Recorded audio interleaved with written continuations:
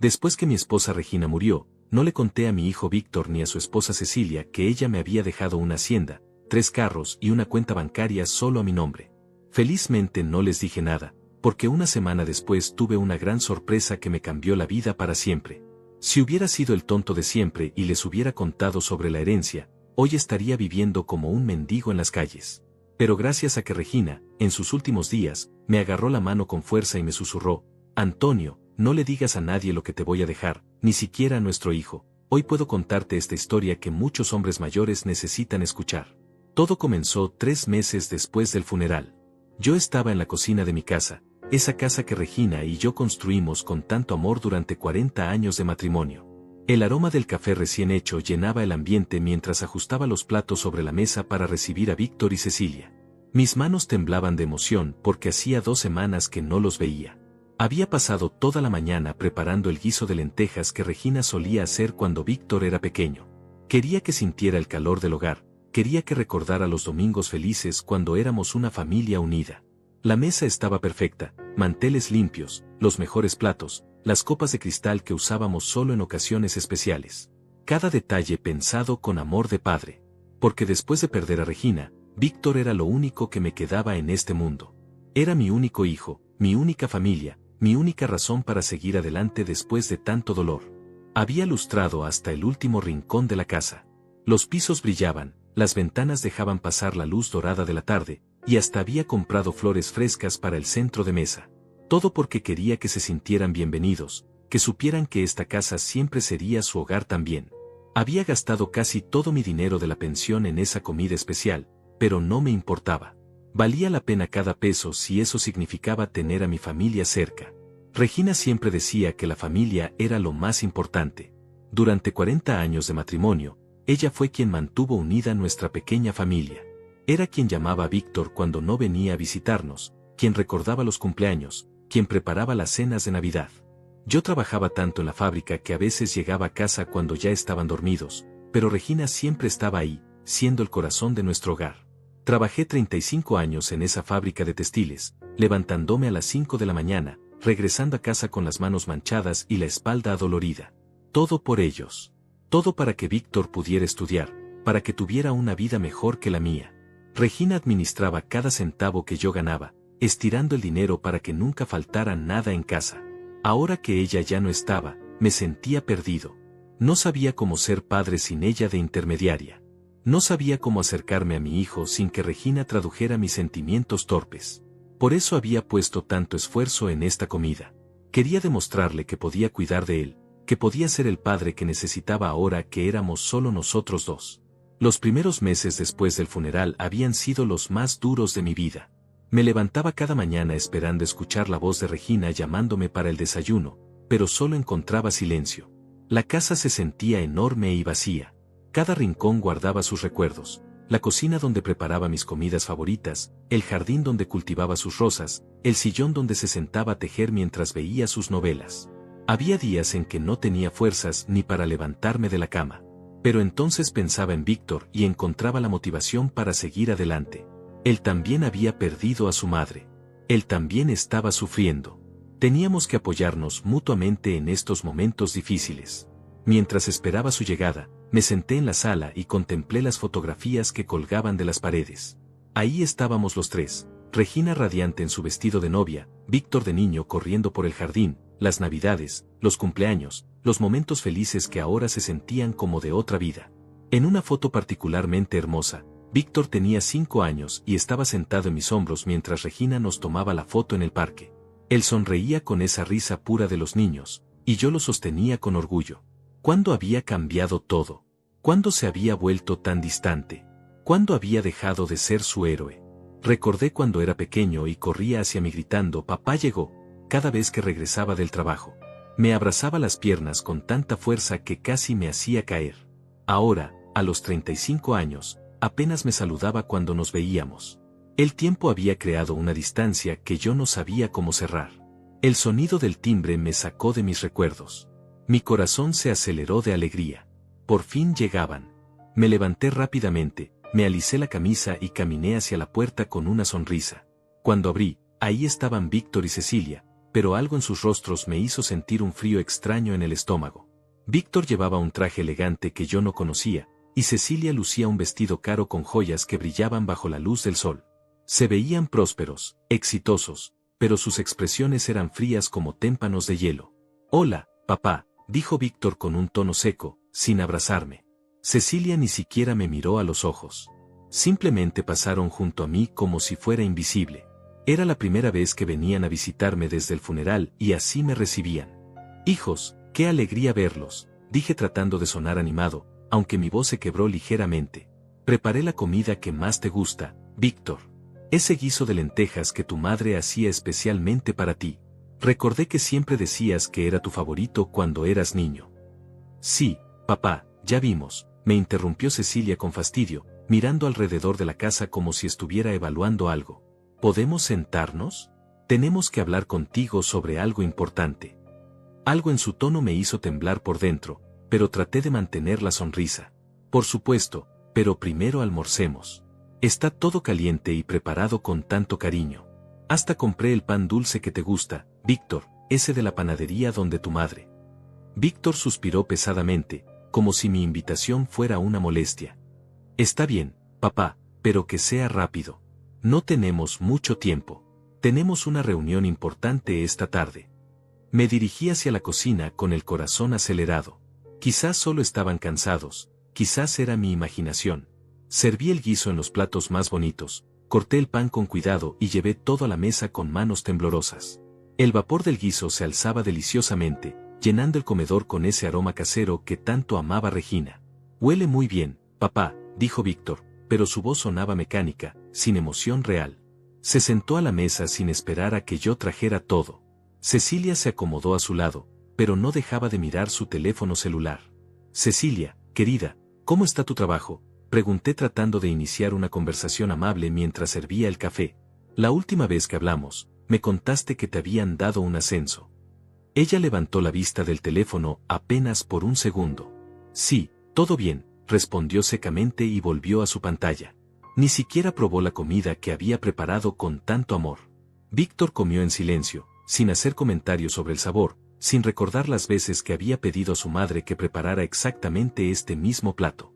Yo intentaba llenar el silencio incómodo con preguntas sobre su trabajo, sobre sus planes, sobre cómo estaban llevando la pérdida de Regina. «¿Sabes, hijo? Tu madre siempre decía que este guiso era tu favorito. Recuerdo cuando tenías 10 años y...». «Papá, ya no tengo 10 años», me cortó bruscamente. «Además, no tenemos tiempo para nostalgias.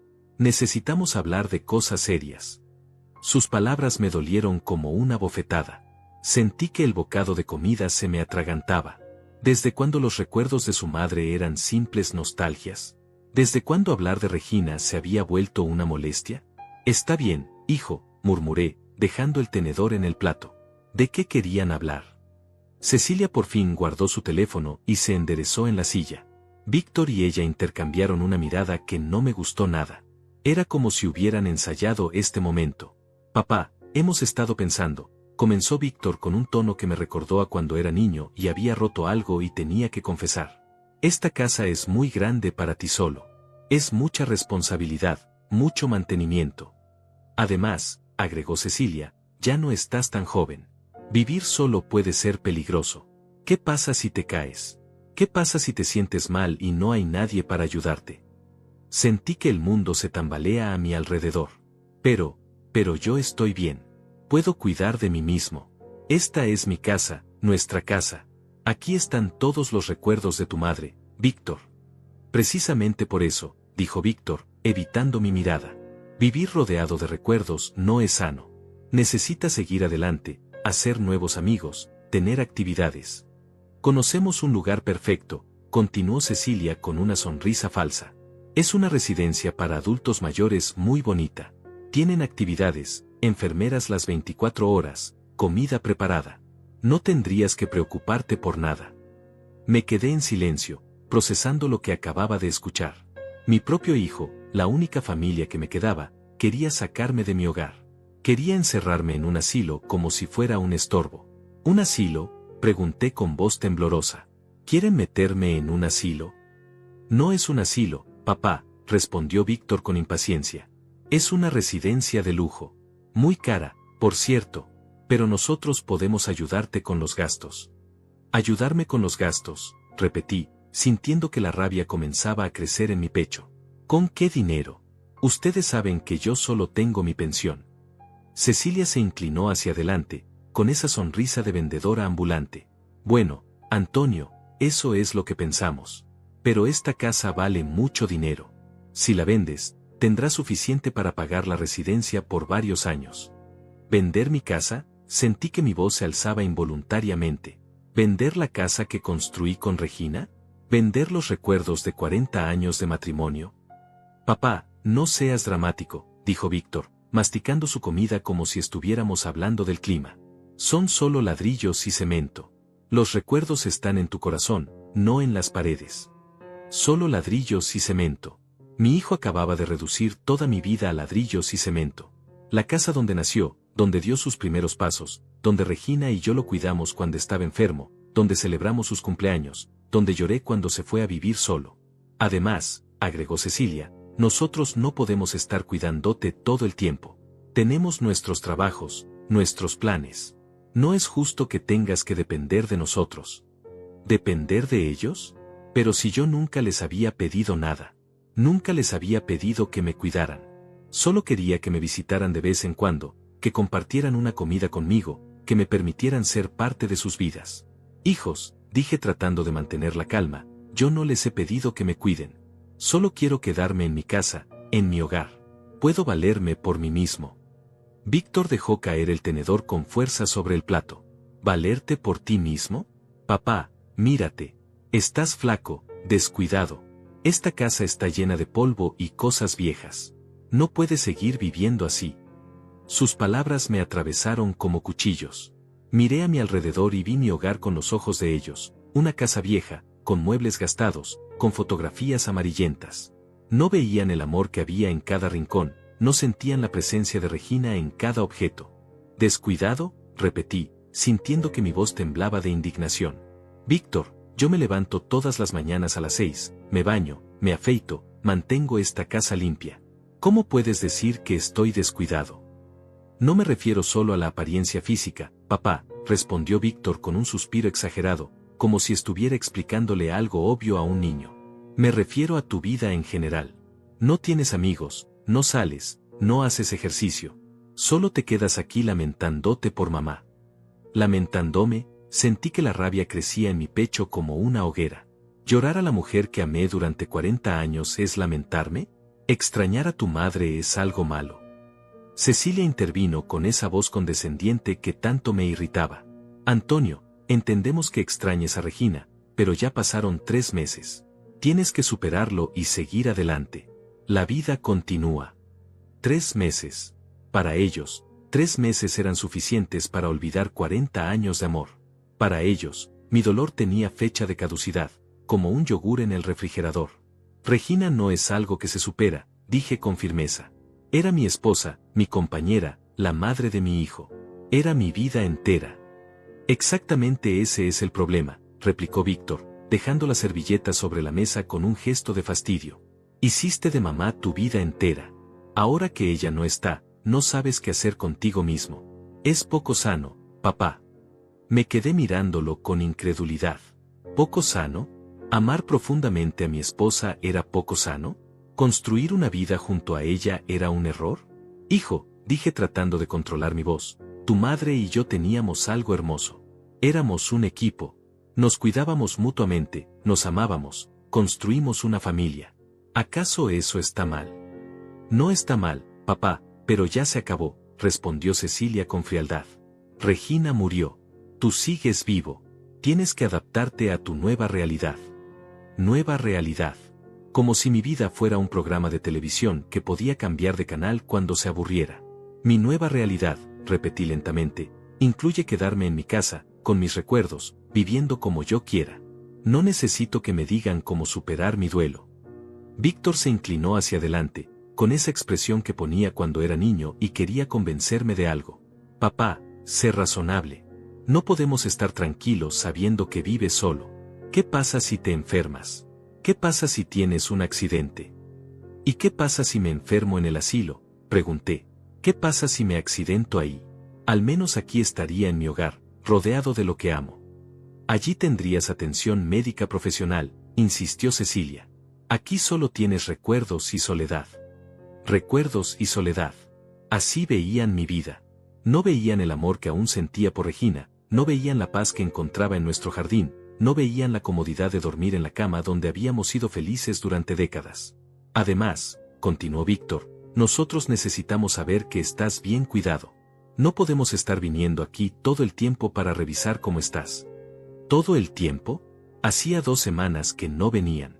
Antes del funeral, pasaban meses sin visitarnos.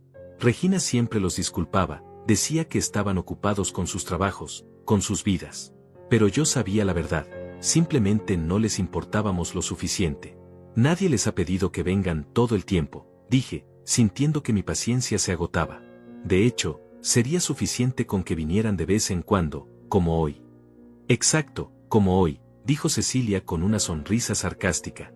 Vinimos después de 2 semanas y encontramos una casa que huele a encierro, un hombre que vive en el pasado y una situación que nos preocupa mucho. ¿Huele a encierro? Había limpiado toda la casa, había cocinado durante horas, había comprado flores frescas. ¿Cómo podía oler a encierro? Esta casa no huele a encierro, protesté. Está limpia, ordenada. Cociné para ustedes, preparé todo con amor. Papá, dijo Víctor con ese tono condescendiente que me hacía sentir como un niño regañado, el amor no puede reemplazar los cuidados profesionales. En la residencia tendrías enfermeras, doctores, actividades organizadas. ¿Y qué pasaría con esta casa si me voy?, pregunté, sintiendo que mi mundo se desmoronaba. ¿Qué pasaría con todas nuestras cosas, con los muebles que Regina eligió, con sus plantas, con sus libros? Víctor y Cecilia se miraron otra vez con esa complicidad que me excluía completamente. Bueno, dijo Cecilia lentamente, obviamente tendrías que deshacerte de la mayoría de las cosas. En la residencia solo puedes tener lo básico. Deshacerme de las cosas de Regina, sentí que mi voz se quebraba. De sus fotografías, de sus recuerdos, de todo lo que construimos juntos. Papá, son solo objetos, dijo Víctor con impaciencia. No puedes vivir aferrado a objetos. Mamá no estaría de acuerdo con que te conviertas en un acumulador de cosas viejas. ¿Cosas viejas? ¿Acumulador?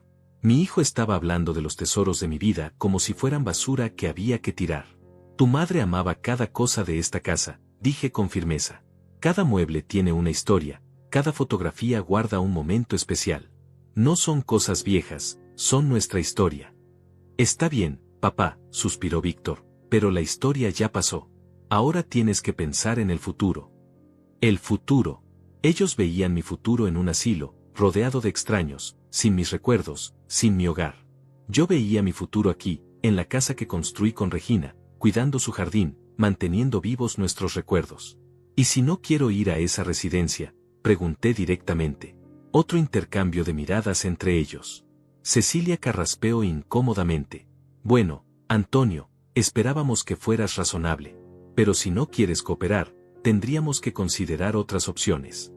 ¿Qué otras opciones? Sentí un frío en el estómago. Existen recursos legales, dijo Víctor evitando mi mirada. Podríamos demostrar que no estás en condiciones de cuidarte solo, que necesitas supervisión. ¿Recursos legales?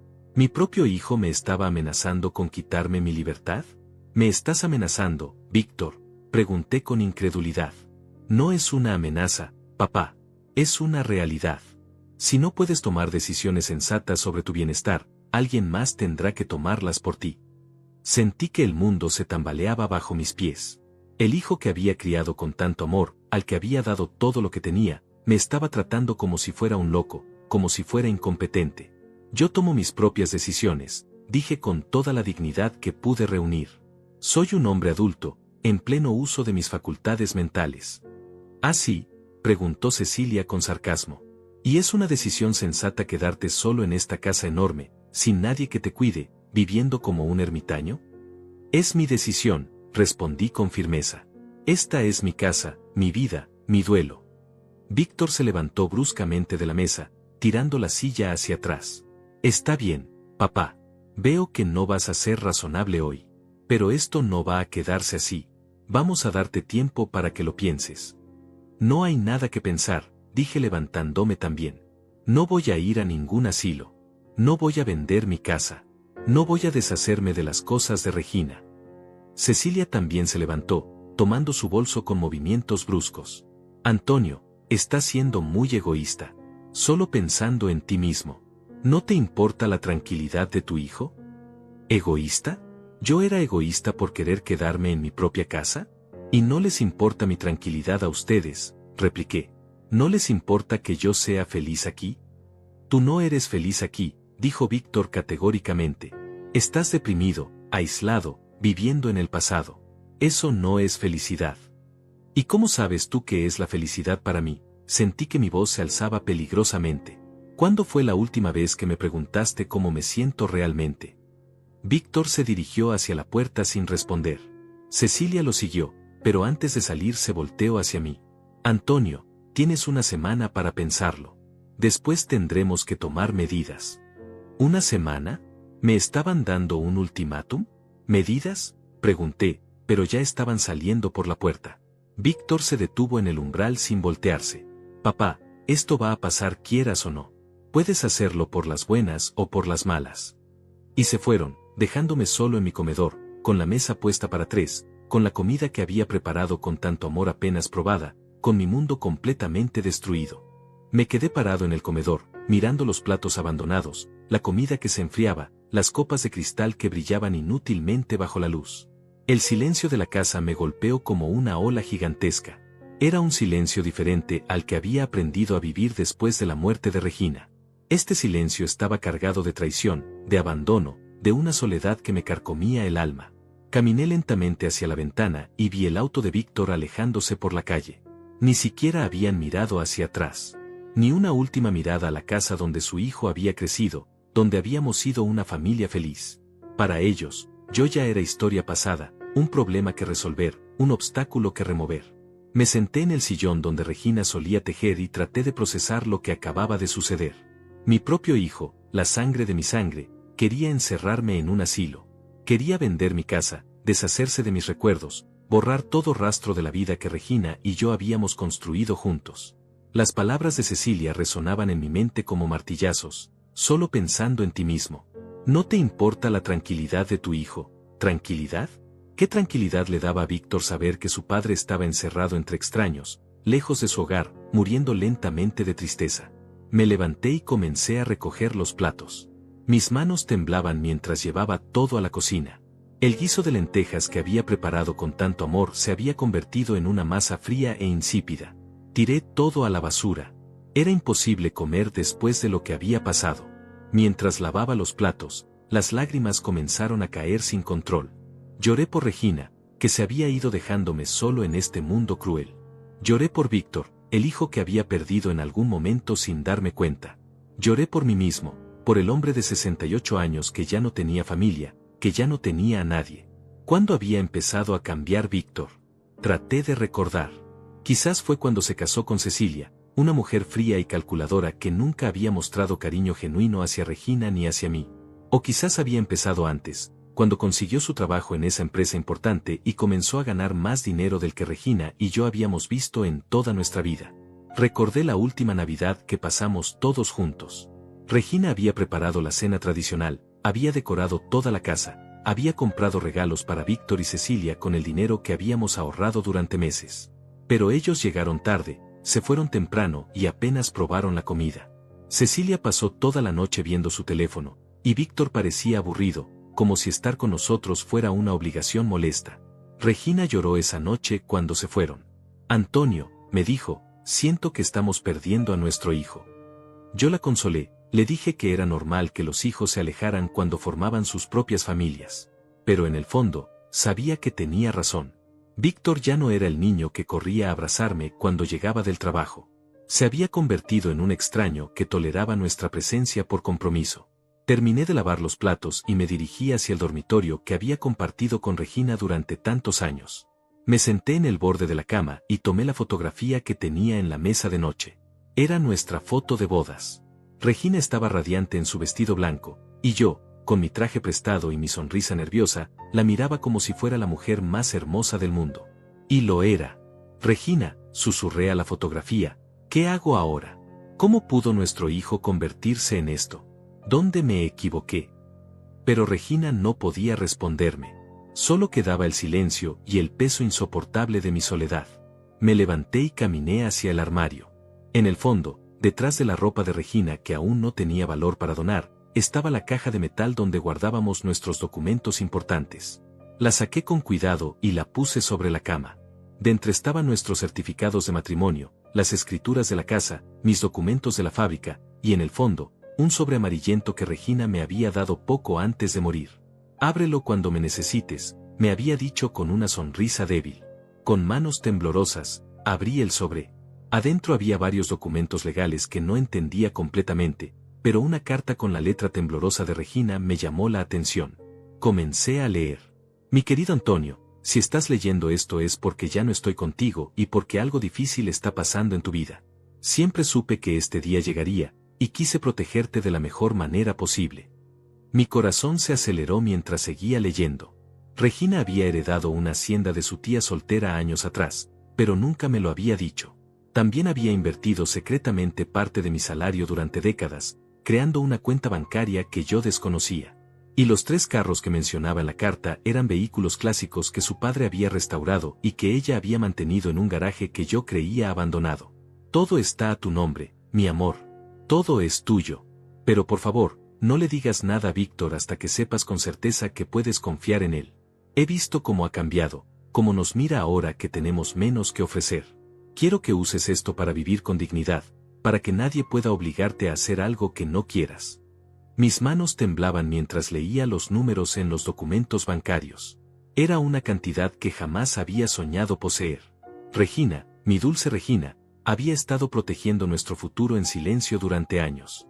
Al final de la carta, había una frase que me partió el corazón. Si nuestro hijo algún día te falla, recuerda que yo nunca te fallaré.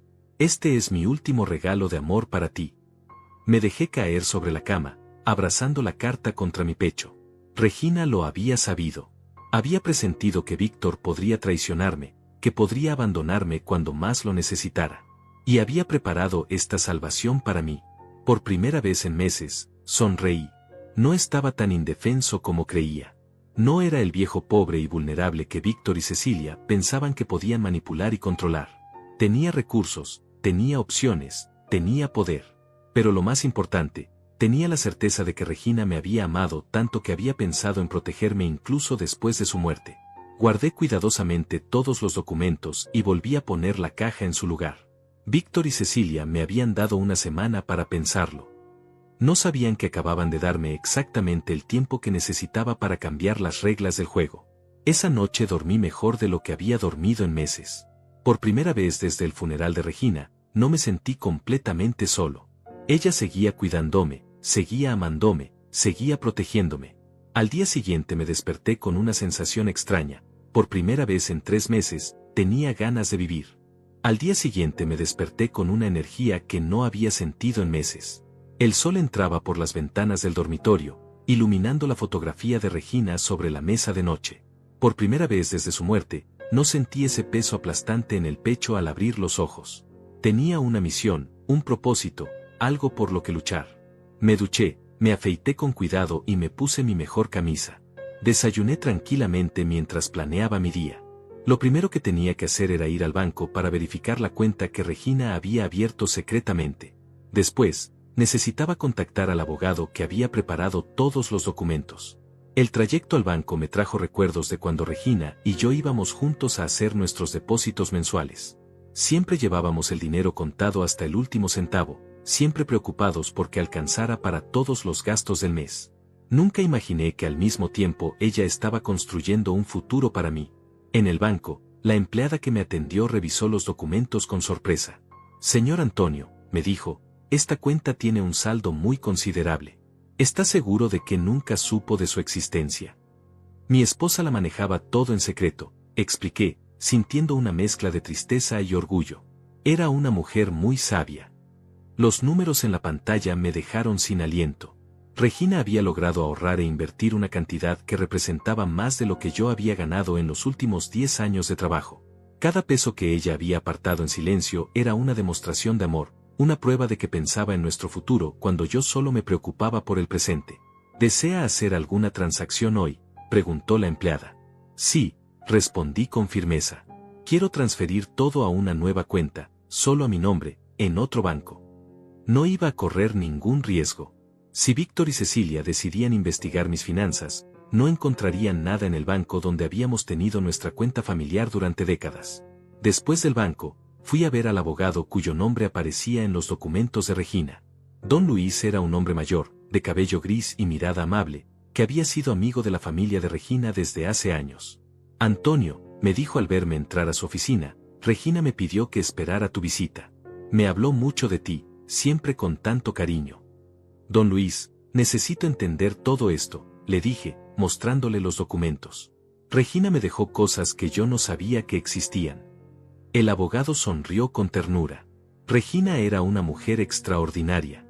Vino a verme hace 2 años, cuando le diagnosticaron la enfermedad. Me dijo que quería protegerte, que tenía presentimientos sobre el futuro. Me explicó que la hacienda estaba ubicada a 3 horas de la ciudad, en un pueblo pequeño rodeado de montañas.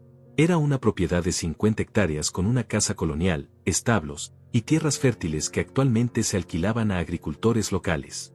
Los ingresos mensuales del alquiler eran suficientes para vivir cómodamente. Los 3 automóviles están en un garaje climatizado, continuó don Luis. Son vehículos clásicos restaurados por el padre de Regina. Tienen un valor considerable en el mercado de coleccionistas. ¿Y todo está realmente a mi nombre?, pregunté, aún sin poder creer completamente en mi nueva realidad. Todo, Antonio. Regina se aseguró de que fuera imposible que alguien más reclamara estos bienes. Incluso si tu hijo intentara algún proceso legal, no tendría ninguna base para reclamar algo. Salí de la oficina del abogado sintiendo que caminaba sobre nubes. Regina no solo me había dejado seguridad económica, sino también opciones. Podía quedarme en mi casa actual y vivir de los ingresos de la hacienda, o podía mudarme allí y comenzar una nueva vida lejos de Víctor y sus amenazas. De regreso a casa, decidí cocinar algo especial para cenar. Había recuperado el apetito por primera vez en meses. Mientras preparaba un guiso sencillo, pensé en cómo Regina había planeado todo esto en secreto. Cuántas noches se había quedado despierta calculando, ahorrando, invirtiendo nuestro futuro. Cuántas veces había querido contarme, pero había decidido que era mejor protegerme con el secreto. El teléfono sonó interrumpiendo mis pensamientos. Era Víctor. Papá, dijo con voz tensa, ¿has pensado en lo que hablamos ayer? Sí, hijo, respondí con una calma que me sorprendió incluso a mí. He pensado mucho. Perfecto. Entonces supongo que entiendes que esto es lo mejor para todos. Oh, sí, dije, sintiendo una sonrisa crecer en mi rostro. Entiendo perfectamente muchas cosas que antes no entendía. Hubo una pausa. Bien. Cecilia y yo pasaremos mañana para hablar de los detalles. Hemos estado viendo algunas residencias y encontramos una que te va a gustar. Víctor, dije suavemente, mañana no va a ser un buen día para mí. Tengo asuntos que resolver. ¿Qué asuntos puedes tener tú?, preguntó con ese tono condescendiente que tanto me molestaba. Asuntos importantes, respondí. Asuntos de adulto responsable. Otro silencio. Papá, no compliques las cosas. Ya tomamos la decisión. ¿Quiénes tomaron la decisión?, pregunté, sintiendo que mi voz se volvía más firme. Porque yo recuerdo que en una democracia, las decisiones sobre la vida de una persona las toma esa persona. Papá, no empieces con dramas otra vez. No es drama, Víctor. Es realidad. Mi realidad. Mi vida. Mi decisión. Colgué el teléfono antes de que pudiera responder. Era la primera vez en años que colgaba a mi hijo, y se sentía liberador. Esa noche, mientras cenaba en mi comedor, miré las fotografías de Regina que colgaban de las paredes. Gracias, mi amor, le susurré. Gracias por conocer a nuestro hijo mejor que yo mismo.